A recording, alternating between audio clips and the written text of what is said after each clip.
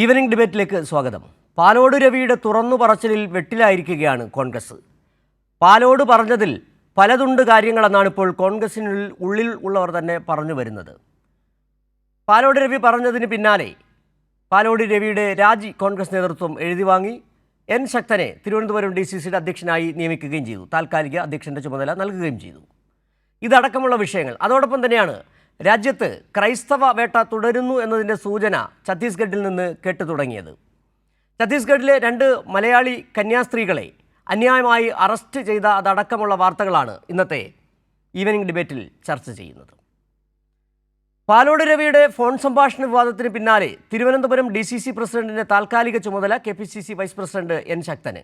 പാലോട് രവിയുടെ രാജിക്ക് പിന്നാലെയാണ് ശക്തന് ചുമതല നൽകിയിരിക്കുന്നത്. അതേസമയം പാലോട് രവിക്ക് ജാഗ്രത കുറവുണ്ടായെന്ന് KPCC പ്രസിഡന്റ് സണ്ണി ജോസഫ് പറഞ്ഞു. കഴിഞ്ഞ ദിവസമാണ് മൂന്നാമതും ഇടതു സർക്കാർ അധികാരത്തിലെത്തുമെന്ന പാലോട് രവിയുടെ ഫോൺ സംഭാഷണം പുറത്തായത്. ഇതിനു പിന്നാലെ രാത്രിയോടെ പാലോട് രവി രാജിവെക്കുകയായിരുന്നു. പകരം തിരുവനന്തപുരം DCC പ്രസിഡന്റിന്റെ താൽക്കാലിക ചുമതല KPCC വൈസ് പ്രസിഡന്റ് എൻ ശക്തന് നൽകി. ഇന്ന് തിരുവനന്തപുരം DCC പ്രസിഡന്റിന്റെ താൽക്കാലിക ചുമതല KPCC വൈസ് പ്രസിഡന്റ്, മുൻ മന്ത്രി, മുൻ സ്പീക്കർ, തിരുവനന്തപുരം ജില്ലക്കാരൻ തന്നെയായ എൻ ശക്തന് നൽകിക്കൊണ്ട് തീരുമാനമെടുത്തു. ആ സതുദ്ദേശത്തോടെ പറഞ്ഞതിൽ തന്നെ ജാഗ്രത കുറവ്, അതാണ് കൃത്യമാക്കുന്നത്. ജാഗ്രത കുറവുണ്ടായിരുന്നു. അതേസമയം മറ്റ് DCC പ്രസിഡന്റുമാരെ മാറ്റുമ്പോൾ തിരുവനന്തപുരത്തും സ്ഥിരം DCC പ്രസിഡന്റിനെ ചുമതലപ്പെടുത്തും എന്നാണ് സൂചന. അതുവരെ എൻ ശക്തനായിരിക്കും DCC പ്രസിഡന്റിന്റെ ചുമതല. ചെയ്യാത്ത കുറ്റത്തിനാണ് പാലോട് രവിക്ക് രാജിവെക്കേണ്ടി വന്നതെന്നാണ് എൻ ശക്തന്റെ വിശദീകരണം. അദ്ദേഹം ചെയ്യാത്ത തെറ്റിന് ശിക്ഷ അനുഭവിച്ചു എന്നാണ് ഒറ്റ വാചകത്തിൽ എനിക്ക് പറയാനുള്ളത്. അദ്ദേഹത്തിന് ഇപ്പോൾ മാറിയത് ചെയ്യാത്ത കുറ്റത്തിനാണ് എന്നാണ് എൻ്റെ അഭിപ്രായം. സംസാരിച്ചു വന്നപ്പോൾ വന്നുപോയ 1-2 വാക്കുകൾ മാത്രമാണ് തെറ്റുള്ളത്. പാലോട് രവിയുടെ പ്രാദേശിക നേതാവുമായുള്ള ഫോൺ സംഭാഷണം പുറത്തു വന്നതാണ് കോൺഗ്രസിന് വലിയ തിരിച്ചടിയായി മാറിയത്. പഞ്ചായത്ത് തെരഞ്ഞെടുപ്പിൽ കോൺഗ്രസ് 3ാം സ്ഥാനത്തേക്ക് പോകുമെന്നും തദ്ദേശ തെരഞ്ഞെടുപ്പോടെ കോൺഗ്രസ് ഇല്ലാതാകും എന്നുമാണ് പാലോട് രവി ഫോൺ സംഭാഷണത്തിൽ പറഞ്ഞത്. നിയമസഭയിൽ കോൺഗ്രസ് പാർട്ടി 3ാം സ്ഥാനത്തേക്ക് വീഴുമെന്നും LDF ഭരണം തുടരുമെന്നും പാലോട് രവി ഫോൺ സംഭാഷണത്തിൽ പറഞ്ഞിരുന്നു. കൈരളി ന്യൂസ്, തിരുവനന്തപുരം. കോൺഗ്രസിലെ ഈ പുതിയ വിഷയവുമായി ബന്ധപ്പെട്ട് തിരുവനന്തപുരത്ത് നിന്ന് നൃപൻ ചക്രവർത്തി ചേരുന്നുണ്ട്. നൃപൻ, നിലവിൽ നമുക്കറിയാം, കഴിഞ്ഞ ദിവസം ഇതേ സമയം നമ്മൾ ഈ വിഷയം ചർച്ച ചെയ്യുമ്പോൾ പാലോട് രവി തിരുവനന്തപുരം DCC അധ്യക്ഷൻ തന്നെയായിരുന്നു. വൈകുന്നേരത്തോടുകൂടി പാലോട് രവിയുടെ രാജി KPCC നേതൃത്വം എഴുതി വാങ്ങിക്കുകയായിരുന്നു. അതിനുശേഷം ശക്തന് ഇന്ന് രാവിലെ ചുമതല നൽകുകയും ചെയ്തു. ഇവിടെ 2-3 കാര്യങ്ങളുണ്ട്. ഒന്ന്, ആദ്യം തന്നെ പാലോട് രവി പറഞ്ഞതുമായി ബന്ധപ്പെട്ട് പിന്നീട് പാലോട് രവി അതിൽ നിന്ന് മലക്കം അറിയാതിരുന്ന ഒരു സാഹചര്യം കൂടി. സാധാരണ നമുക്കറിയാം, ഈ കോൺഗ്രസ് നേതാക്കളുടെ ഒരു പതിവ് പരിപാടിയുണ്ട്, വീണിടത്ത് കിടന്ന് ഉരുളുക എന്ന നിലപാട് പല കോൺഗ്രസ് നേതാക്കൾക്കും ഉണ്ട്, നമ്മൾ കണ്ടിട്ടുള്ളതുമാണ്. ഇതിൽ ഏറ്റവും രസകരമായ ഒരു കാര്യം, കഴിഞ്ഞ ദിവസം ഈ വാർത്ത, ഈ പാലോട് രവിയുടെ ഈ സംഭാഷണം പുറത്തു വന്നതിന് പിന്നാലെ കൊടിക്കുന്നിൽ സുരേഷ് അടക്കം പറഞ്ഞത് ഇത് AI ആണോ എന്ന് പരിശോധിക്കേണ്ടതുണ്ട് എന്നടക്കമുള്ള കാര്യങ്ങൾ പറയുകയും ചെയ്തു. പക്ഷേ പാലോട് രവി അതിൻ്റെ ആധികാരികതയിൽ സംശയം പ്രകടിപ്പിച്ചില്ല, പറഞ്ഞ താൻ തന്നെയാണ് എന്ന് പറയുകയും ചെയ്തു. അത് പ്രവർത്തകരെ ജാഗരൂകരാക്കാൻ വേണ്ടിയാണ് അത്തരത്തിൽ പറഞ്ഞതെന്ന് പറയുകയും ചെയ്തു. എന്നാൽ ഇപ്പോൾ പാലോട് രവി പറഞ്ഞത് കോൺഗ്രസിനെ അക്ഷരാർത്ഥത്തിൽ വെട്ടിലാക്കിയിരിക്കുകയാണ്. കോൺഗ്രസ് എന്ന് പറയുന്ന പാർട്ടി എങ്ങനെയാണ് എത്തിച്ചേർന്നിരിക്കുന്നത്? ശക്തി ചോർന്ന ഒരു പാർട്ടിയായി കോൺഗ്രസ് മാറിയിരിക്കുന്നു. BJPയെ നേരിടാൻ BJPയുടെ വെല്ലുവിളി നേരിടാൻ കെൽപ്പില്ലാത്ത പാർട്ടിയായി കോൺഗ്രസ് മാറിയിരിക്കുന്നു. മാത്രമല്ല, അതിൻ്റെ ജീർണിച്ച സംഘടനാ സംവിധാനം കൂടി ഒരിക്കൽ കൂടി പുറത്തിടുകയായിരുന്നു പാലോട് രവി. ഇന്നെന്താണ് ശക്തൻ്റെ പുതിയ സ്ഥാനാരോഹണവുമായി ബന്ധപ്പെട്ടും ഒപ്പം തന്നെ തലസ്ഥാനത്ത് കോൺഗ്രസിൽ നടക്കുന്ന കാര്യങ്ങൾ? സിജു, പാലോട് രവി എന്ന കോൺഗ്രസിൻ്റെ ഏറ്റവും മുതിർന്ന നേതാവ്, ഒപ്പം തന്നെ അദ്ദേഹം ഡെപ്യൂട്ടി സ്പീക്കറായിരുന്നു, തലസ്ഥാനത്ത് നിന്ന് വളരെ പഴക്കമുള്ള MLA ആയിരുന്നു, ജില്ലയിൽ കേന്ദ്രീകരിച്ച് ഇന്ന് പ്രവർത്തിക്കുന്ന ഏറ്റവും തലമുതിർന്ന നേതാവാണ്. അദ്ദേഹത്തെയാണ് തിരുവനന്തപുരത്ത് DCC അധ്യക്ഷനായി പുതിയ നേതൃത്വം വന്നപ്പോൾ നിയോഗിച്ചത്. അദ്ദേഹം പ്രവർത്തിച്ചു വരികയായിരുന്നു. നിലവിൽ കേരളത്തിലെ എല്ലാ പ്രദേശത്തുമുള്ള സംഘടനാ പ്രശ്നങ്ങൾ പോലെ താഴെത്തട്ടിലെ പ്രവർത്തകരില്ലാത്തതും ബൂത്ത് തലത്തിലും യൂണിറ്റ് ഇല്ലാത്തതും അടക്കമുള്ള പ്രശ്നങ്ങൾ, മണ്ഡലം കമ്മിറ്റികൾ നിർജ്ജീവമാണ്, പ്രശ്നങ്ങൾ തലസ്ഥാന ജില്ലയിൽ അനുഭവിക്കുന്നുണ്ട്. ഇത്തരം കാര്യങ്ങളെ സംബന്ധിച്ച് കഴിഞ്ഞ പാർലമെൻറ്റ് തെരഞ്ഞെടുപ്പിന് ശേഷം പല റിവ്യൂ മീറ്റിങ്ങുകളിലും സംഘടനയ്ക്കകത്തുള്ള ബലക്ഷയത്തെ സംബന്ധിച്ച് ഒരു തദ്ദേശ തെരഞ്ഞെടുപ്പിനെ നേരിടാനോ ഒരു അടുത്ത് വരുന്ന നിയമസഭാ തെരഞ്ഞെടുപ്പിനെ നേരിടാനോ പാർട്ടി ശക്തമല്ല, സജ്ജമല്ല എന്ന നിലപാട് പാർട്ടിക്കുള്ളിൽ തന്നെ പലതവണ പറഞ്ഞിട്ടുള്ള പല നേതാക്കളിൽ ഒരാളാണ് പാലോട് രവി. അദ്ദേഹത്തിൻ്റെ ബ്ലോക്ക് ജനറൽ സെക്രട്ടറിയോട് തുറന്ന് സംസാരിക്കുന്ന കാര്യമാണ്. അതായത് പാർട്ടിയെ സംബന്ധിച്ചിടത്തോളം പ്രശ്നങ്ങളുണ്ട്, അടുത്ത് വീണ്ടും മൂന്നാമതും LDF സർക്കാർ അധികാരത്തിൽ വരും, BJPയുടെ മുന്നേറ്റം, അതായത് 60ഓളം മണ്ഡലങ്ങളിൽ കഴിഞ്ഞ പാർലമെൻറ്റ് തെരഞ്ഞെടുപ്പിൻ്റെ കണക്ക് പരിശോധിക്കുകയാണെങ്കിൽ BJPക്ക് കോൺഗ്രസിൻ്റെ വോട്ട് മറിഞ്ഞിട്ടുണ്ട്. അത് കോൺഗ്രസിൽ നിന്നാണ് ചോർച്ചയുണ്ടായിട്ടുള്ളത്. താൽക്കാലികമായി വിജയം പാർലമെൻറ്റ് തെരഞ്ഞെടുപ്പിൽ ചില ന്യൂനപക്ഷ വിഭാഗങ്ങളുടെ പിന്തുണ കൊണ്ട് വിജയമുണ്ടായെങ്കിലും നിയമസഭാ തെരഞ്ഞെടുപ്പ് വരുമ്പോൾ തിരിഞ്ഞു പോകും. ഇത്തരം വസ്തുതയാണ് പാലോട് രവി ഈ ജനറൽ സെക്രട്ടറിയോട്, ബ്ലോക്ക് ജനറൽ സെക്രട്ടറി പറഞ്ഞത്. അപ്പോൾ പാലോട് രവിക്കെതിരെ നടപടി എടുക്കാത്തതിന് കാരണം അദ്ദേഹത്തിന് വേണ്ടി നിർബന്ധിച്ച് എഴുതി വാങ്ങി രാജിവെപ്പിക്കുകയായിരുന്നു. ബ്ലോക്ക് ജനറൽ സെക്രട്ടറിക്കെതിരെ നടപടിയെടുക്കുകയും ചെയ്തു. അത് കാരണം ഈ പറഞ്ഞ വസ്തുതയായി തന്നെ നിലനിൽക്കുകയാണ്. അതിന് നിലവിലുള്ള KPCC നേതൃത്വത്തിന് മറുപടി പറയാൻ കഴിയുന്നില്ല. സണ്ണി ജോസഫിനോടും ഇന്ന് അത്തരത്തിലുള്ള ചോദ്യങ്ങൾ ചോദിച്ചപ്പോൾ അത് സിജു കണ്ടതാണ്. അദ്ദേഹം അത്തരം ചോദ്യങ്ങളോട് ഒഴിഞ്ഞു മാറി. ജാഗ്രത പാലിച്ചില്ല എന്ന ഒറ്റ വാക്കിൽ പാലോട് രവി ജാഗ്രത പാലിച്ചില്ല. അദ്ദേഹം സതുദ്ദേശത്തോടെ പറഞ്ഞതാണ്. പക്ഷേ വാക്കുകളിൽ ജാഗ്രത പാലിച്ചില്ല എന്ന നിലപാട് മാത്രമാണ് KPCC നേതൃത്വം കൈക്കൊണ്ടത്. പക്ഷേ VD സതീശനും സണ്ണി ജോസഫിനും അടക്കമുള്ള കോൺഗ്രസിൻ്റെ വർക്കിംഗ് പ്രസിഡന്റുമാരായിട്ടുള്ള 3 നേതാക്കൾക്കും അടക്കം കേരളത്തിലെ മുതിർന്ന നേതാക്കൾ AK ആൻ്റണിക്ക് അടക്കമുള്ള നേതാക്കൾക്ക് അറിയാവുന്ന കാര്യമാണ്. നിലവിൽ സംഘടനാ സംവിധാനം ദുർബലമാണ്. താഴെത്തട്ടിൽ ഒരു പ്രവർത്തനത്തെ സജ്ജമാക്കാനുള്ള ശ്രമം KPCC അധ്യക്ഷനായിരുന്ന K സുധാകരൻ നടത്തിയിരുന്നു. അത് സെമി കണ്ടർ വിവാദമൊക്കെ ആയിപ്പോയി. CUC യൂണിറ്റ് കമ്മിറ്റിയിൽ രൂപീകരിക്കാനുള്ള ശ്രമം നടത്തി, അത് പരാജയപ്പെട്ടു. അങ്ങനെയാണ് അവസാനം നിരവധി വിവാദങ്ങളുടെ അടിസ്ഥാനത്തിൽ K സുധാകരനെ മാറ്റുന്നത്. പുതിയൊരു നേതൃത്വം വന്നിട്ടും കോൺഗ്രസ് കേരളത്തിൽ ഈ കാര്യങ്ങളിൽ ഭരണത്തിൽ തിരിച്ചു വരാനോ BJPയെ പ്രതിരോധിക്കാനോ ശക്തിയില്ല എന്ന പാലോട് രവിയുടെ തുറന്നു പറച്ചിലാണ് സംഭവിച്ചത്. പകരം ഇപ്പോൾ അദ്ദേഹത്തിൻ്റെ രാജി എഴുതി വാങ്ങി അദ്ദേഹത്തിൻ്റെ DCC അധ്യക്ഷ സ്ഥാനത്ത് നിന്ന് ഒഴിവാക്കി. പകരം ഇപ്പോൾ ശക്തനെയാണ് നിലവിലെ DCC അധ്യക്ഷൻ്റെ ചുമതല നൽകിയിട്ടുള്ളത്. അദ്ദേഹം നിലവിലുള്ള KPCC വൈസ് പ്രസിഡന്റാണ്.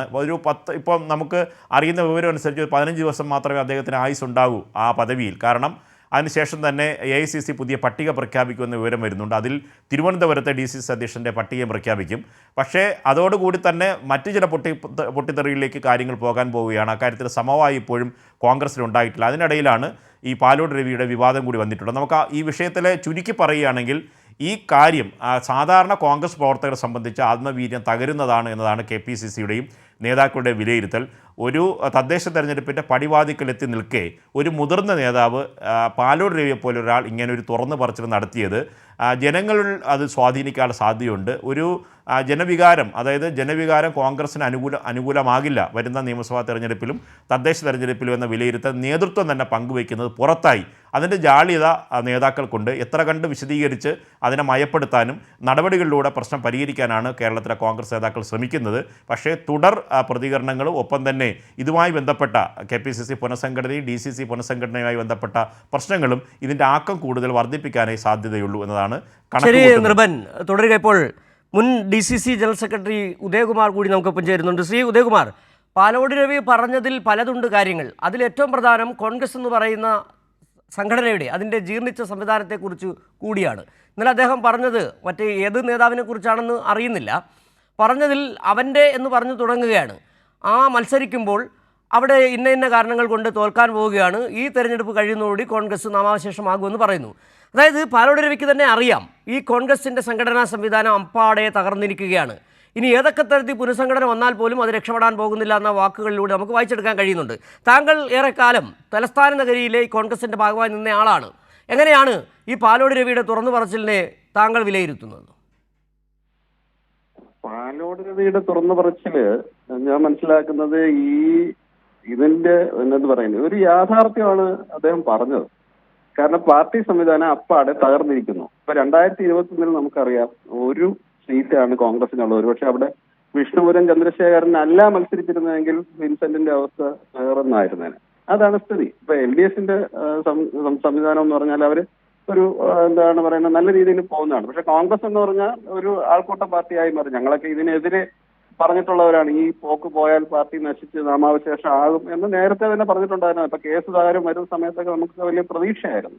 പക്ഷേ നമ്മൾ മനസ്സിലാക്കേണ്ട ഒരു കാര്യം, എങ്ങനെയാണ് പാലോട് രവി ആ കസേരയിൽ എത്തിയത്? ഇപ്പൊ അദ്ദേഹം തന്നെ ഒരു യോഗത്തിൽ പറഞ്ഞത്, ഞാൻ കൂടെ പങ്കെടുത്തൊരു യോഗത്തിൽ പറഞ്ഞത് AK ആന്റണിയാണ് അദ്ദേഹത്തെ ഇവിടെ ഇങ്ങനെ നിയോഗിച്ചത്, ഇവിടെ തിരുവനന്തപുരത്തൊന്ന് നേരെയാക്കി എടുക്കാനുണ്ട് എന്നൊക്കെ പറഞ്ഞിട്ട് കൊണ്ടുവന്നത്. പക്ഷെ പാലോട് രവി വന്നതിന് ശേഷം ഞാൻ മനസ്സിലാക്കുന്നതെന്ന് പറഞ്ഞാൽ, ഞാൻ കൂടെ ആ കമ്മിറ്റിയിൽ ഉണ്ടായിരുന്നതാണ്, പിരിവും മറ്റു ചില കാര്യങ്ങളും അല്ലാതെ അവിടെ ഒന്നും നടന്നിട്ടില്ല.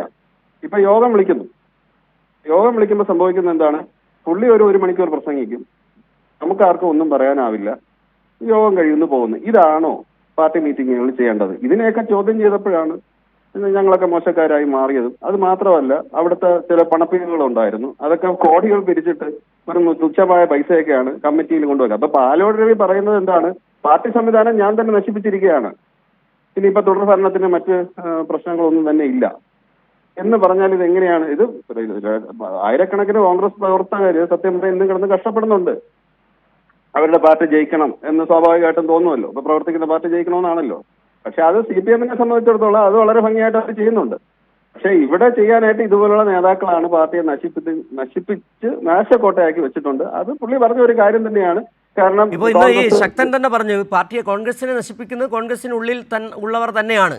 അത് തന്നെയാണ് ഒരുപക്ഷെ താങ്കൾ പറഞ്ഞതെന്ന് മനസ്സിലാക്കാൻ കഴിയുന്നത്. ജീർണിച്ച ആ സംവിധാനത്തിൻ്റെ പ്രതിനിധി തന്നെയാണ് പാലോട് രവിയും. പാലോട് രവി പിന്നെ താങ്കൾ ഒരു കാര്യം പറഞ്ഞത്, സുധാകരൻ വരുമ്പോൾ വളരെയേറെ പ്രതീക്ഷയുണ്ടായിരുന്നു കോൺഗ്രസ് മെച്ചപ്പെടുമെന്ന്. സുധാകരനെ മാറ്റി ഇപ്പോൾ സണ്ണി ജോസഫ് വരുന്നു, പുതിയ നേതൃത്വമാകെ വരികയാണ്. പക്ഷേ പ്രശ്നങ്ങൾ അതുപോലെ തന്നെ നിലനിൽക്കുകയാണ്. ആൾക്കൂട്ട പാർട്ടി എന്നുള്ളത് അങ്ങനെ തന്നെ തുടരുകയാണ്. ഒരു കാരണവശാലും കോൺഗ്രസ് രക്ഷപ്പെടാനുള്ള സാധ്യതയില്ല, ഏത് പുനഃസംഘടന വന്നാൽ പോലും. അല്ല, സ്വാഭാവികമായിട്ടും ഞാൻ നമ്മളത് മനസ്സിലാക്കേണ്ടത്, എൻ്റെ ഒരു അറിവില് ഈ കേരളത്തിൽ ഇത്രയേറെ പ്രവർത്തകരുടെ ഒരു വികാരം മാനിച്ച് വെച്ച മറ്റൊരു KPC പ്രസിഡന്റ് ഉണ്ടായിരുന്നില്ല. പക്ഷെ അദ്ദേഹം വന്നതിന് ശേഷം അദ്ദേഹം കുറച്ചാൾ അകസേരയിൽ നമ്മളൊക്കെ പ്രതീക്ഷിച്ച പോലെയൊക്കെ തന്നെ പോയി. അത് കഴിഞ്ഞിട്ട് പുള്ളിയുടെ പോക്ക് വേറെ വഴിക്കായിരുന്നു. അപ്പൊ അതുകൊണ്ടാണ് ഈ പാലോട് രവിയൊക്കെ പോലെയുള്ള ആൾക്കാർ ഈ കസേരകളിൽ കയറിക്കൂടിയത്. അപ്പൊ അവര് വന്നിട്ട് അവരിവിടെ എന്താണ് ചെയ്യുന്നതെന്ന് സുധാകരൻ അന്വേഷിച്ചിട്ടുണ്ടോ? അന്വേഷിച്ചിട്ടില്ല. പിന്നെ പുള്ളിക്കും എന്താണ് സാമ്പത്തിക വിഷയങ്ങൾ മാത്രമായി പുള്ളിക്ക് ആ താല്പര്യങ്ങളിലേക്ക് പോയി. അത് ഞാൻ ഈ അവസരത്തിൽ പറയുന്നില്ല, എല്ലാവരും പലതവണ ചർച്ച ചെയ്തിട്ടുള്ളതാണ്. നൃപൻ തന്നെ പലപ്പോഴും അത് വാർത്തയെ കൊടുത്തിട്ടുള്ളതാണ്, അത് എന്താണ് ആ വിഷയം എന്നുള്ളത്. അപ്പൊ ഇങ്ങനെയുള്ള കാര്യങ്ങൾ വരുമ്പോൾ സംഘടനയെ ശക്തിപ്പെടുത്താനായിട്ട് ഇവരെന്ത് ചെയ്തു? അല്ലെങ്കിൽ ഒരു സംഘടനാ പ്രശ്നം ഒരു സ്ഥലത്തുണ്ടാകുന്നു, അത് വിളിച്ചൊന്ന് പരിഹരിച്ച് ആ പ്രശ്നങ്ങൾ തീർത്ത് മുന്നോട്ട് പോകണം എന്നുള്ളൊരു കാര്യം, ഇതൊന്നും അവരുടെ വിഷയമല്ല. എങ്ങനെ പിരിക്കാം, എങ്ങനെ അത് കട്ടുകൊണ്ട് പോകാം എന്നുള്ളതല്ലാതെ എന്ത് സംഘടനാ സംവിധാനമാണ് തിരുവനന്തപുരം ജില്ലയിൽ ഇവർ ചെയ്തിട്ടുള്ളത്? ഒന്നുമില്ല. അത് നിലം പരിശാക്കി എന്നുള്ളത് 2021 ഉള്ള സാഹചര്യത്തെക്കാൾ വളരെ താഴേക്ക് പോയി. ഇപ്പൊ താങ്കൾ പറഞ്ഞ സണ്ണി ജോസഫ് എന്ന്, അദ്ദേഹത്തിന് എന്ത് ചെയ്യാനാവും? നശിച്ചു കിടക്കുന്ന ഒരു പ്രസ്ഥാനത്തെ പൊക്കിയെടുക്കാനുള്ള ഒരു സംവിധാനം അദ്ദേഹത്തിനില്ല. അദ്ദേഹം ഒരു ശുദ്ധഗതിക്കാരനാണ്, അദ്ദേഹത്തിനില്ല. അപ്പൊ അങ്ങനെയുള്ള ഒരാള് വന്ന് ആ കസേരയിൽ ഇരുന്നിട്ട് എന്തേലും പിന്നെ അദ്ദേഹം വന്നൊരു കാര്യം, VD സതീശൻ സുധാകരൻ പ്രസിഡന്റ് ആയിരുന്ന കാലത്ത് തന്നെ അദ്ദേഹത്തെ താഴെ ഇറക്കാനുള്ള എല്ലാ പണികളും ചെയ്തുകൊണ്ടിരുന്നു. ഇതൊക്കെ നമുക്കറിയാവുന്ന കാര്യങ്ങളാണ്. ഇപ്പൊ സതീശനാണല്ല, ഞാൻ ഇപ്പൊ തന്നെ മുഖ്യമന്ത്രിയായി കഴിഞ്ഞു, ഇനിയിപ്പോ ഒന്നും നോക്കാനില്ല എന്നുള്ള രീതിയിലൊരു പോക്കാണ് സതീശൻ പോകുന്നത്. പാർട്ടി ഇപ്പൊ സതീശന്റെ കയ്യിലാണ്, സതീശന്റെ കൈപ്പിടിയിലാണ്. സതീശൻ തീരുമാനിക്കും എന്ത് വേണമെന്ന്. അതാണ് ഇതുപോലുള്ള പ്രശ്നങ്ങൾ ഉണ്ടാകുന്നത്. അപ്പൊ ഇവരൊക്കെ ഒരു മായാലോകത്ത് ജീവിക്കുന്നു എന്നാണ് ഞാൻ മനസ്സിലാക്കുന്നത്. ഇവരൊന്നും താഴേക്കിടയിലേക്ക് നോക്കുന്നില്ല, താഴെ തട്ടിലുള്ള പ്രവർത്തകരുടെ വികാരം ഇവർ മനസ്സിലാക്കുന്നില്ല. അതൊന്നും ഇവർക്ക് അറിയണ്ട. ഞാനങ്ങ് എത്തിക്കഴിഞ്ഞു, ഇനിയിപ്പോ ഒന്ന് നോക്കും. ഇപ്പൊ തന്നെ നോക്കും, സതീശൻ തന്നെ പണ്ട് കാലത്ത് എന്തൊക്കെ പറഞ്ഞിട്ടുണ്ട്, എന്തൊക്കെയാന്ന് ഉമ്മൻചാണ്ടി സർക്കാരിനെതിരെ പറഞ്ഞത്. അപ്പൊ തീവെട്ടിക്കൊള്ള എന്ന് പറഞ്ഞത് ഓർമ്മയുണ്ട്. തീവെട്ടിക്കൊള്ള അത് മാത്രമല്ല, സർക്കാരിനെതിരെ എന്തൊക്കെ ഒരുപക്ഷെ അന്നത്തെ പ്രതിപക്ഷം പോലും ആരോപിക്കാത്ത അല്ലേ? അത് തന്നെയാണ് പറഞ്ഞത്. അതായത് ശരിയാണ്. ഒരു കാരണം ഈ കോൺഗ്രസിനുള്ളിലുള്ള പ്രശ്നങ്ങൾ പുറത്തു കൊണ്ടുവരുന്നത് കോൺഗ്രസ്സുകാർ തന്നെയാണ്. അതിന് അവിടെ CPM-ന്റെയോ മറ്റേതെങ്കിലും മാധ്യമങ്ങളുടെ പോലും ഇടപെടലില്ല. അന്ന് സതീശൻ തന്നെ മാധ്യമങ്ങളിലൂടെ വന്നിരുന്ന് പറയുകയായിരുന്നു ഈ ഉമ്മൻചാണ്ടി സർക്കാരിനെ കുറിച്ച്, ആ കടുംവെട്ട് മന്ത്രിസഭാ യോഗത്തെക്കുറിച്ചൊക്കെ. ഇങ്ങനെ ഏറ്റവും ഒടുവിലെ വിവരങ്ങൾ വരുമ്പോൾ പോലും, ഇപ്പോൾ യൂത്ത് കോൺഗ്രസിൻ്റെ വയനാട് ഫണ്ട് തട്ടിപ്പായാൽ പോലും അതും യൂത്ത് കോൺഗ്രസിൻ്റെ ഉള്ളിൽ നിന്ന് തന്നെയാണ് പുറത്തു വരുന്നത്. ഒരു തരത്തിൽ ഇപ്പോൾ നമ്മൾ പറയുകയാണെങ്കിൽ താങ്കളും അതിൻ്റെ സംവിധാനത്തിൻ്റെ ഭാഗമായി നിന്നതാണ്. CPM-നെ കുറിച്ച് താങ്കൾ നേരത്തെ പറയുകയും ചെയ്തു. അതായത് ഒരു സംഘടന എന്ന രീതിയിൽ അതിൻ്റെ അച്ചടക്കമുള്ളൊരു സംഘടനാ സംവിധാനമാണ് ഏതൊരു പാർട്ടിയുടെയും കരുത്ത് എന്ന് പറഞ്ഞാൽ, ഇവിടെ ആ സംഘടനാ സംവിധാനം അതിൻ്റെ ശക്തി ചോർന്നു പോയ ഒരു പാർട്ടിയായി കോൺഗ്രസ് മാറുന്നു. അതിൻ്റെ തുടർച്ച തന്നെയാണ് ഈ പാലോട് രവിയിലെ തുടർന്ന് പറച്ചിലും ഈ ശക്തനിലേക്ക് എത്തി നിൽക്കുകയും ചെയ്യുന്ന കാര്യങ്ങൾ, അല്ലേ? തീർച്ചയായിട്ടും. കാരണം എന്ന് പറഞ്ഞാല് അത് CPM-ന്റെ ഞാൻ നേരത്തെ പറഞ്ഞല്ലോ, അതിലൊരു ചട്ടക്കൂടുണ്ട്. ആ ചട്ടക്കൂടിനകത്ത് നിന്നുകൊണ്ട് അവർ ചെയ്യാനുള്ള കാര്യങ്ങൾ ചെയ്യുക, അല്ലെങ്കിൽ അത് മോണിറ്റർ ചെയ്യാനായിട്ട് പോകുന്ന ആൾക്കാരുണ്ട്, അവരത് ചെയ്യും. ഇവിടെ അതാണോ സ്ഥിതി? ഇവിടെ തന്നെ ഇപ്പൊ താങ്കൾ പറഞ്ഞാൽ യൂത്ത് കോൺഗ്രസിന് വയനാട് ഈ വിഷയമായിട്ട് ബന്ധപ്പെട്ട കാര്യം, അതിനൊരു വ്യക്തത ഇതുവരെ വന്നിട്ടില്ല. ആരും അത് പറയുന്നില്ല. എത്ര പിരിച്ചെന്നോ എങ്ങനെയാണെന്നോ ഇതിനൊക്കെ ഒന്നും പറയുന്നില്ല. ഇപ്പൊ എന്തെങ്കിലും ഒരു കാര്യം പറയുമ്പോൾ അന്ന് BJP-ക്ക് അങ്ങനെ പ്രശ്നം ഉണ്ടായിരുന്നു, ഇന്നലെ CPM-ന് ഇങ്ങനെ പ്രശ്നം ഉണ്ടായിരുന്നു, അതല്ല വിഷയം. ഈ വിഷയത്തിൽ നിങ്ങൾ എന്ത് പറയുന്നു, എന്താണ് ഇതിന്റെ കാര്യം? ഇത് പത്രക്കാർ പലപ്പോഴും ഈ രാഹുൽ മങ്കട്ടത്തിനോട് ചോദിച്ചപ്പോൾ പുള്ളിക്ക് അതിനൊന്നും ഒരു ഉത്തരവില്ല. നൃപൻ, ഇപ്പോൾ ഇതിനിടയ്ക്ക് തന്നെ പറഞ്ഞു പോകേണ്ടതാണ്. ഇപ്പോൾ ചിന്താ ജെറോമിന് തന്നെ മാധ്യമങ്ങൾക്ക് മുമ്പിൽ വന്ന് പറയേണ്ടി വന്ന ഒരു സാഹചര്യം നമുക്കറിയാം. കോൺഗ്രസ് എന്ന് പറയുന്ന പാർട്ടി പ്രതിരോധത്തിലാകുന്ന സാഹചര്യങ്ങളിലൊക്കെ CPM-നെ ചുറ്റിപ്പറ്റി ചില വാർത്തകൾ വരാറുണ്ട്. അതിലൊന്നു മാത്രമായി തന്നെയാണ് ഈ ക്യാപിറ്റൽ പണിഷ്മെൻറ്റ് വിവാദത്തെ നമുക്ക് കാണേണ്ടത്. ഇപ്പം നമുക്കറിയാം, കോൺഗ്രസുമായി ബന്ധപ്പെട്ട് പല നാറ്റക്കഥകൾ ഇപ്പോൾ പുറത്തു വന്നുകൊണ്ടിരിക്കുകയാണ്. യുവ MLA-ക്കെതിരെ അടക്കം പല വിധത്തിൽ ആരോപണങ്ങൾ വന്നുകൊണ്ടിരിക്കുന്ന സാഹചര്യം കൂടിയാണ്. അപ്പോഴാണ് പാലോട് രവിയുടെ ഈ വിവാദം വലിയ രീതിയിൽ കത്തുന്നതും കോൺഗ്രസ് വല്ലാത്ത പ്രതിസന്ധിയിലേക്ക് പോവുകയും ചെയ്യുന്നത്. നമുക്കറിയാം, കഴിഞ്ഞ ദിവസങ്ങളിലൊക്കെ തന്നെ കഴിഞ്ഞ കുറച്ച് നാളുകളായി കോൺഗ്രസിൻ്റെ നേതാക്കളുടെ ചർച്ച ക്യാപ്റ്റൻ ആര്, മേജർ ആര് എന്നുള്ളതാണ്. മുഖ്യമന്ത്രി ആര് എന്നടക്കമുള്ള ചർച്ചകളൊക്കെ നടക്കുകയാണ്. ഏതായാലും കഴിഞ്ഞ വർഷത്തെ പോലെ 2021 പോലെ കടന്ന കൈയിലേക്ക് പോകുമോ എന്ന് അറിയാൻ കഴിയില്ല. നേരത്തെ തന്നെ അവിടെ നേതാക്കളെ അടക്കം, ഓഫീസേഴ്സിനെ അടക്കം ഫിക്സ് ചെയ്തതാണ്, ക്യാപിറ്റൽ ഈ പേഴ്സണൽ സ്റ്റാഫിനെ അടക്കം ഫിക്സ് ചെയ്തതാണ് കഴിഞ്ഞ തവണ ഈ UDF സർക്കാർ അധികാരത്തിൽ വരുമെന്ന് പറയുന്ന രീതിയിൽ. പക്ഷേ ഇപ്പോഴെന്താണ് സംഭവിച്ചത്? നിലവിൽ നമുക്ക് മനസ്സിലാക്കാൻ കഴിയുന്നുണ്ട്, ഒരു മൂന്നാം LDF സർക്കാർ എന്ന തരത്തിലേക്ക് പോകുന്നതിൽ കോൺഗ്രസിൽ തന്നെ ഏറെക്കുറെ ബോധ്യം വന്നിട്ടുണ്ട്. പാലോട് രവി ഇക്കാര്യം പറയണമെങ്കിൽ കൃത്യമായി അറിയാം, അത് കോൺഗ്രസും ഇക്കാര്യം ചർച്ച ചെയ്തിട്ടുണ്ട്. ഏതൊക്കെ അടവുകൾ പയറ്റിയാൽ പോലും ഒരു സംഘടന എന്ന രീതിയിൽ ജനങ്ങൾക്ക് മുൻപിലേക്ക് നട്ടലുറപ്പോടെ ചെല്ലാൻ കോൺഗ്രസിന് കഴിയുന്നില്ല. ഏത് വിഷയത്തിലാണ് ജനങ്ങൾക്കൊപ്പം കോൺഗ്രസ് നിന്നിട്ടുള്ളതെന്നുള്ള ചോദ്യമുണ്ട്. അല്ലെങ്കിൽ എന്ത് നേട്ടം എണ്ണി പറഞ്ഞാണ് കോൺഗ്രസ് അവിടെ ജനങ്ങളുടെ മുമ്പിൽ വോട്ട് നേടേണ്ടത്? ഇതെല്ലാം ഇരിക്കുമ്പോഴാണ് ഈ പാലോട് രവിയുടെ തുറന്നു പറച്ചിൽ കൂടി വരുന്നത്. ഒരു ആണിയടിക്കലാണോ നിലവിൽ? സിജു പറഞ്ഞതിൽ തന്നെ അതിൻ്റെ അത് പ്രധാനപ്പെട്ട വസ്തുതയുണ്ട്. അതായത് പാലോട് രവി പറഞ്ഞു എന്നതാണ്. പാലോട് രവിയെക്കുറിച്ച് നമ്മൾ നേരത്തെ മുഖവരായി പറഞ്ഞതാണ്. അദ്ദേഹം ഈ കാര്യങ്ങളെ പഠിക്കുന്നൊരു നേതാവാണ്. പ്രത്യേകിച്ച് ഗ്രൗണ്ട് ലെവലിലടക്കം ഈ നിലവിൽ തദ്ദേശ തെരഞ്ഞെടുപ്പുമായി ബന്ധപ്പെട്ട ഒരുക്കങ്ങളിൽ അവസാന ദിവസങ്ങളിൽ അവരുടെ വിവിധ കമ്മിറ്റികൾ ചേരുന്നുണ്ട്. ആ കമ്മിറ്റിയായ പ്രവർത്തനങ്ങളടക്കം ഈ കാര്യങ്ങളിൽ ചിട്ടയായ പ്രവർത്തനങ്ങൾ തിരിച്ച് കോൺഗ്രസിനെ കൊണ്ടുവരാനുള്ള ശ്രമങ്ങൾക്ക് പല തരത്തിലുള്ള ശ്രമങ്ങൾ നടത്തിയ നേതാവാണ് പാലോട് രവി.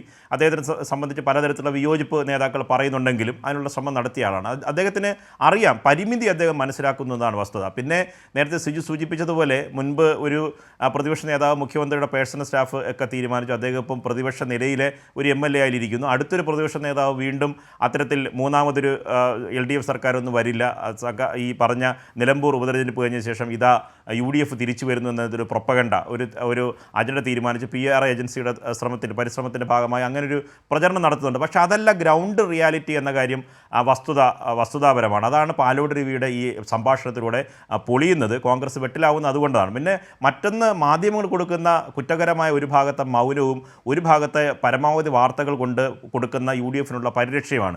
അതാണ് ഈ CPM-മായി ബന്ധപ്പെട്ട് VS അച്യുതാനന്ദന് ലഭിച്ച ഇത്രയേറെ സ്വീകാര്യത. നമ്മുടെ അദ്ദേഹത്തിൻ്റെ വിലാപയാത്രയിലും അദ്ദേഹത്തിൻ്റെ സംസ്കാര ചടങ്ങിൽ അദ്ദേഹം മരിച്ചു എന്ന വാർത്ത മുതൽ ജനസഹസ്രങ്ങൾ എങ്ങനെയാണ് ഒഴുകിയെത്തുന്നത് കണ്ടതാണ്. അതുമുതൽ അതിനെ പ്രത്യേക രീതിയിൽ വേർതിരിച്ചു വിടാനുള്ള ശ്രമം നടത്തുന്നുണ്ട്. അതിൻ്റെ ഭാഗമായി ഇന്ന് മുൻ മന്ത്രിയും CPM-ൻ്റെ പ്രധാനപ്പെട്ട നേതാവുമായിട്ടുള്ള കടകംപള്ളി സുരേന്ദ്രൻ ഇന്ന് രാവിലെ നടത്തിയിരുന്നു. അദ്ദേഹം 2 സമ്മേളനങ്ങളിൽ, ആരോപണം പറയുന്ന 2 സമ്മേളനങ്ങളും പങ്കെടുത്ത ആളാണ്. അദ്ദേഹം പറയുന്ന വാർത്ത പോലും അദ്ദേഹം വസ്തുതപരമായ സമ്മേളനത്തിൽ പങ്കെടുത്ത കാര്യമാണ്. ഇങ്ങനൊരു വാക്കൗട്ട് ഉച്ചരിച്ചിട്ടില്ല, അതിൽ എങ്ങനെയാണ് മാധ്യമ വാർത്തകൾ വരുന്നതെന്ന ചോദ്യം ഉന്നയിക്കുന്നു. പക്ഷേ ഈ മാധ്യമ പരിലാളന കൊണ്ട് മാത്രം വസ്തുതയല്ലാതാകുന്നില്ല എന്നതാണ് പാലോട് രവിയുടെ സംഭാഷണത്തിലൂടെ പുറത്തു വരുന്ന ഒരു കാര്യം. അതിന് ഇത്തരത്തിൽ ഈ സംഭവങ്ങളെ വളച്ചൊടിക്കുന്നവർ കൂടിയുള്ള മറുപടിയാണ് പാലോട് രവിയുടെ. എങ്കിൽ പോലും സിജു അത്തരം വാർത്തകളെ തമസ്കരിക്കാൻ, ഇപ്പോൾ യൂത്ത് കോൺഗ്രസുമായി ബന്ധപ്പെട്ട പണപ്പിരിവ്, കോൺഗ്രസുമായി ബന്ധപ്പെട്ട പണപ്പിരിവ്, വയനാട് ചൂരൽമര ദുരന്തവുമായി ബന്ധപ്പെട്ട് 1-ാം വർഷത്തിലേക്ക് കടക്കാൻ പോവുകയാണ്. അവർ ഭൂമി കണ്ടെത്തിയിട്ടില്ല, പിരിവ് ഒരു സ്ഥലത്തും എത്തിയിട്ടില്ല, 88 ലക്ഷം രൂപ മാത്രമേ കിട്ടിയിട്ടുള്ളൂ എന്ന് പറഞ്ഞു. പക്ഷേ ബിരിയാണി വിറ്റിയതിൻ്റെ കണക്ക് പരിശോധിച്ചാണെങ്കിൽ കോടിക്കണക്കിന് രൂപ അവർ പിരിഞ്ഞ് അവരുടെ കയ്യിലേക്ക് വരേണ്ടതാണ്.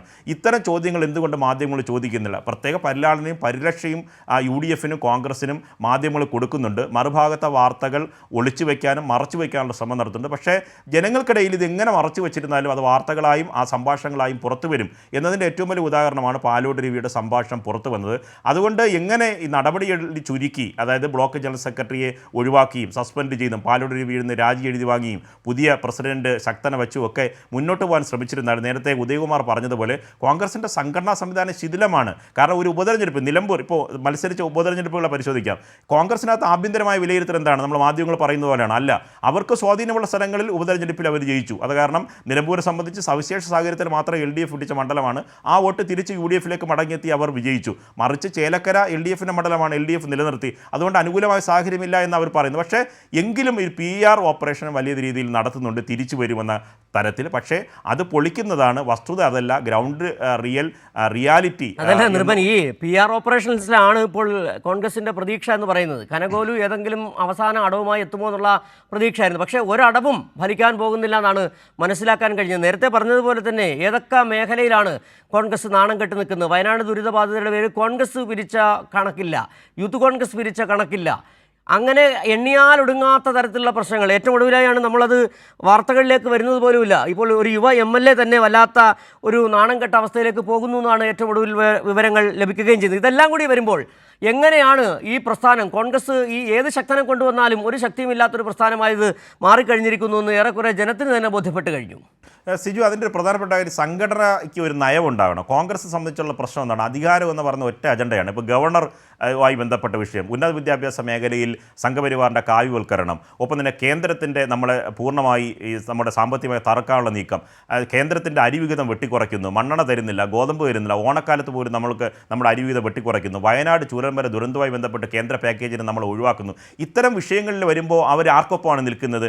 അത് കേരളത്തിനൊപ്പമല്ല നിൽക്കുന്നത്. ഈ ഭരണത്തിൽ നിൽക്കുന്ന, മുൻപ് രമേശ് ചെന്നിത്തലയ്ക്ക് സംഭവിച്ചതാണ് VD സതീശന് ഇപ്പോൾ സംഭവിച്ചുകൊണ്ടിരിക്കുന്നത്. അവർക്ക് എങ്ങനെയെങ്കിലും കേരളം നശിച്ച് നാറാണക്കല്ലെടുത്ത് കൊള്ളട്ടെ, എങ്ങനെയും അവർക്ക് അധികാരത്തിൽ, അത് ജനം വിലയിരുത്തുന്നുണ്ട് സിജു. കാരണം ഇക്കാര്യത്തിൽ ശരിയായ നിലപാട് സ്വീകരിക്കണം. സർക്കാരിനൊപ്പം നിൽക്കേണ്ട കേരള ജനത എന്ന് പറഞ്ഞ് ഒന്നിച്ച് നിൽക്കേണ്ട വികസന കാര്യങ്ങൾ ഒന്നിച്ച് നിൽക്കണം. ദേശീയവാദ വികസനത്തിന് തള്ളി പറയുന്നു, അതിന് തുരങ്കം വയ്ക്കാൻ ശ്രമിക്കുന്നു. കേരളയുമായി ബന്ധപ്പെട്ട കാര്യങ്ങളിൽ അത് സർക്കാരിനെ സംബന്ധിച്ച് അത് പൂർണ്ണമായി സമരമിളക്കി വിടുന്നു, മറ്റു ചില സംഘടനയുമായി ഒപ്പം ചേരുന്നു. അങ്ങനെ പലതരത്തിൽ കേരളത്തിൻ്റെ പൊതുവികസനത്തെ അട്ടിമറിക്കാൻ ശ്രമിക്കുക. കേന്ദ്രവും സംസ്ഥാനവും തമ്മിലുള്ള തരത്തിലുള്ള സാമ്പത്തികമായി കേരളത്തെ തകർക്കാൻ ശ്രമിക്കുമ്പോഴൊക്കെ കേന്ദ്ര സർക്കാരിന് അനുകൂലമായ നിലപാട് സ്വീകരിക്കുക. ആരിഫ് മുഹമ്മദ് ഖാനുമായി ബന്ധപ്പെട്ട് ഇത്രയും മലീമസമായ രാഷ്ട്രീയം ഒരു ഗവർണർ കേരളത്തിൽ ഇറക്കിയപ്പോൾ പോലും ഒരു വാക്ക് ഏതെങ്കിലും തരത്തിൽ സർക്കാർ ഭരണപ്രതിസന്ധിയിലേക്ക് പോകട്ടെ എന്ന നിലപാട് സ്വീകരിക്കുന്നു. കേരള യൂണിവേഴ്സിറ്റിയുമായി ബന്ധപ്പെട്ട് നടന്ന സംഭവം എന്നാണ്, ആർലേക്കറുമായി ബന്ധപ്പെട്ട വിവാദത്തിൽ എന്തിനങ്ങനെ ഒരു വിവാദം ഉണ്ടാക്കിയെന്നാണ് പ്രതിപക്ഷ നേതാവ് VD സതീശ് ചോദിച്ചത്. അതൊരു സമീപനത്തിൻ്റെ ഭാഗമാണ്. കേരളം പോലത്തെ ഒരു സംസ്ഥാനത്ത് അങ്ങനെ ഈ ഒരു സമീപനം ഹിന്ദു സംഘപരിവാര ശക്തികൾക്ക് മുമ്പിൽ വഴങ്ങില്ല എന്ന രാഷ്ട്രീയ സമീപനം SFIയും ഒപ്പം തന്നെ DYFIയും യുവജന സംഘടനകളും ഒക്കെ സ്വീകരിക്കുമ്പോൾ, ഇടതുപക്ഷവും CPI ഒക്കെ സ്വീകരിക്കുമ്പോൾ കേരളത്തിലെ പ്രതിപക്ഷ നേതാവ് VD സതീശൻ പറയുന്നതെന്നാണ്. അതാണ് പ്രശ്നം. അത് സംഘടനാപരമായി കോൺഗ്രസിൻ്റെ നിലപാടുകളുടെ വൈരുദ്ധ്യമുണ്ട്. ജനം അവരിൽ നിന്ന് അകന്നുപോയി, പാർട്ടി സംഘടന ശിഥിലമായി. ഇത്തരത്തിലുള്ള വസ്തുത കൊണ്ട് തന്നെ സംഘടനയ്ക്കോ നിയമസഭാ തെരഞ്ഞെടുപ്പോ തദ്ദേശ തെരഞ്ഞെടുപ്പിലോ തിരിച്ചു വരാൻ കഴിയില്ലെന്ന യാഥാർത്ഥ്യമാണ് പാലോട് രവി പറഞ്ഞത്. അത് പുറത്തായിരിക്കുന്നു. അതിൻ്റെ ജാള്യത കോൺഗ്രസ് അനുഭവിക്കുകയാണ്. വരും ദിവസങ്ങളിൽ ഇത്തരം ചോദ്യങ്ങൾ നേതാക്കൾ അഭിമുഖീകരിക്കേണ്ടി വരും. പാർട്ടിയും പാർട്ടി പ്രവർത്തകരും ഇക്കാര്യത്തിൽ പൂർണ്ണമായി നിരാശരാണ്. അവരെ സംബന്ധിച്ചിടത്തോളം ഇത് വസ്തുത വെളിച്ചത്തായി എന്ന തരത്തിലുള്ള ബുദ്ധിമുട്ടും പ്രവർത്തകരും അനുഭാവികളും അനുഭവിക്കുന്നുണ്ട്. സിജു, ശരി. നിർഭൻ ചക്രവർത്തിയാണ് ഈവനിംഗ് ഡിബേറ്റിൽ ഈ വിഷയവുമായി ബന്ധപ്പെട്ട് സംസാരിച്ചത്. ഈവനിംഗ് ഡിബേറ്റ് ഇന്നിവിടെ പൂർണ്ണമാകുകയാണ്.